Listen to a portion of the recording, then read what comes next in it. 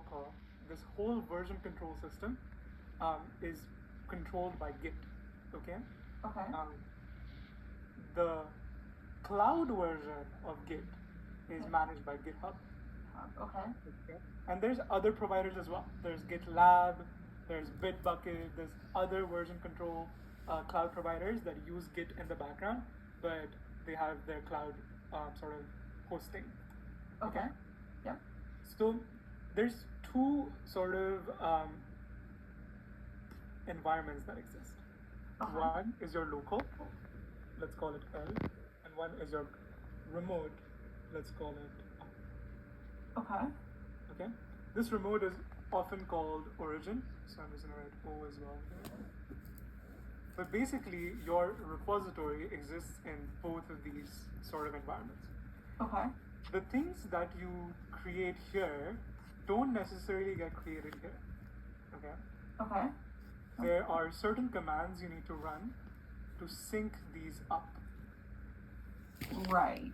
Like the commits and the. No. So the commits. Okay. Okay. Let me do the whole Git spiel for everyone here. Okay. If you ever have watched Loki or any multiverse movie, I think Git is an example of that. Okay. Git is basically helping us manage versions of our timeline, right? Okay. Now, the timeline is, let's say, having one linear line, then each event in that timeline will be called a commit. Would be a commit, okay. Commit 1, this is commit 2, etc. It's basically just a checkpoint. That checkpoint is something that you can play with, or that you can modify, or that you can go back to or come back to, etc. So each of these will have a particular snapshot of your repository. The repository over time evolves. Like, you get new files, you delete some files, you modify files. Every time you commit, you basically are creating the snapshot of a repository. Okay? Okay. Now this is just the main timeline. This is the main branch. We all have decided that the main branch, the branch called main, will be our sacred timeline. Like, that is what we all will refer to as the final version of our project. Right. Okay? Right. Okay. The way a branch works is basically I create a copy or a sort of isolated version of this universe, which contains all these events. Let's say I created branch B1. Okay.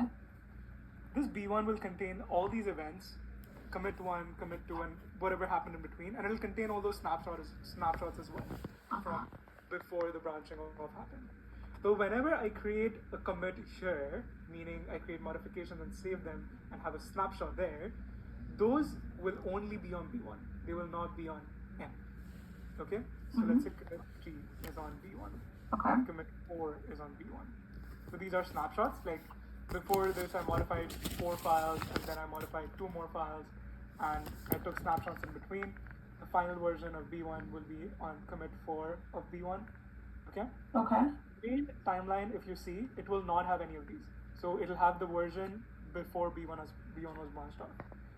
And then once you are done and you are like, okay, now this modification can exist in my final timeline or the final version of my project, what you'll do is merge this back in.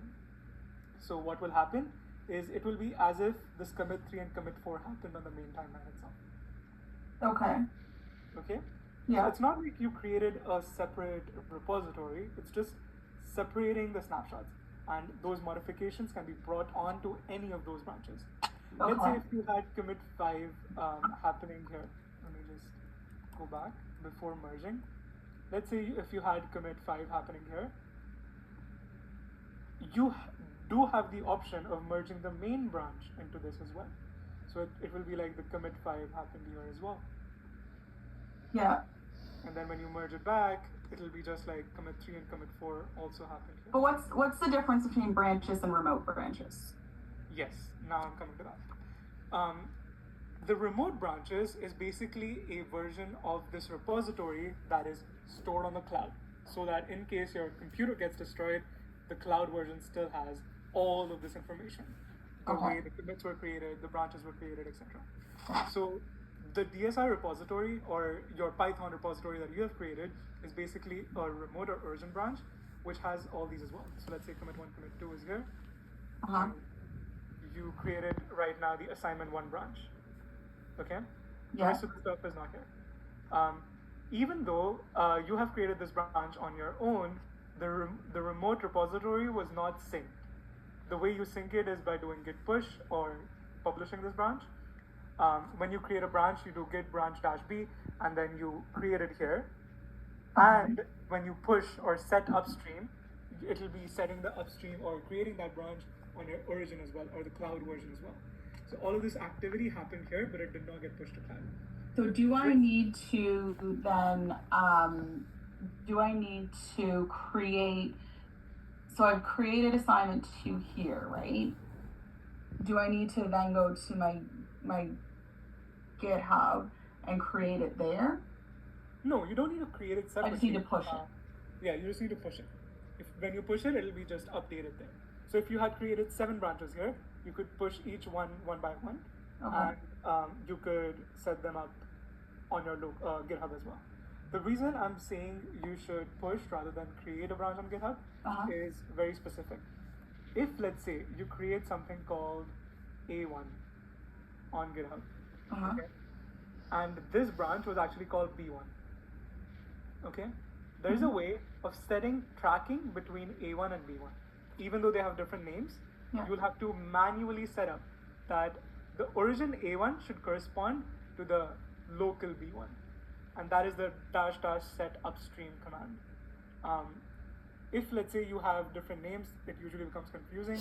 That's why we prefer that you push your local changes onto the GitHub directly rather than creating a separate branch on GitHub and then setting the tracking manually, because that usually leads to errors. Got it. That's why, because I was about to, and I'm like, feels wrong. Go to the office hours and check. No worries. But do you now understand how this remote branching and local branching works? Yes, I think so. Like, conceptually, yes. Yeah. The concept is good now that the commands you'll see. You're not even using bash, so that's fine. You can just use the VS Code publish branch. So now I'm in assignment 2, and I work in this test 1, but then I put it into the assignment 2. So if I click on this one, my assignment, and I stage changes, right? Yes.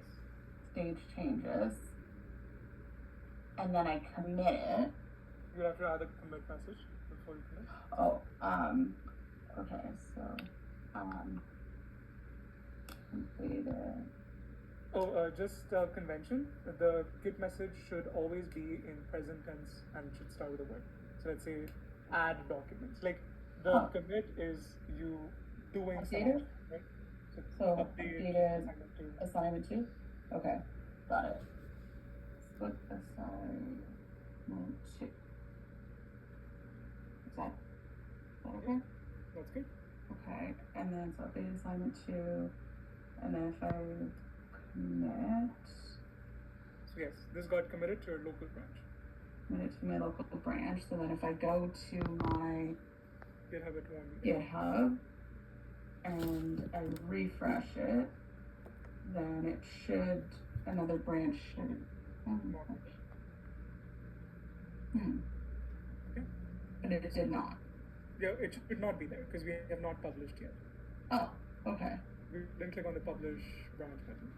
Can you go back to VS Code and see that button? Okay. Can you see that? So now, okay.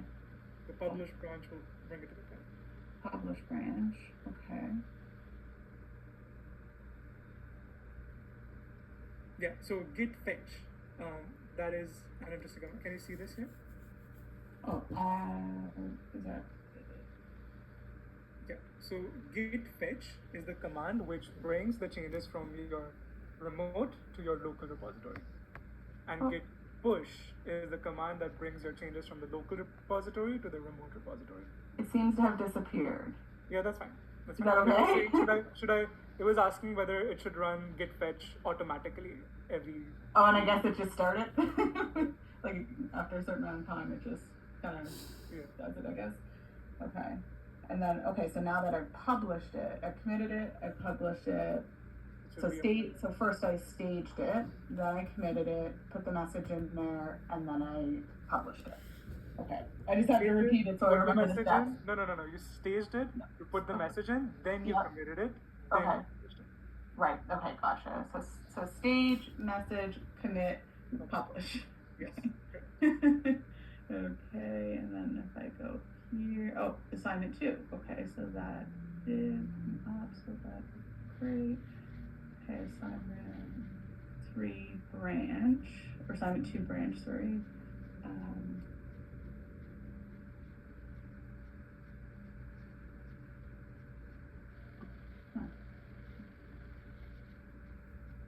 Okay, so it is there.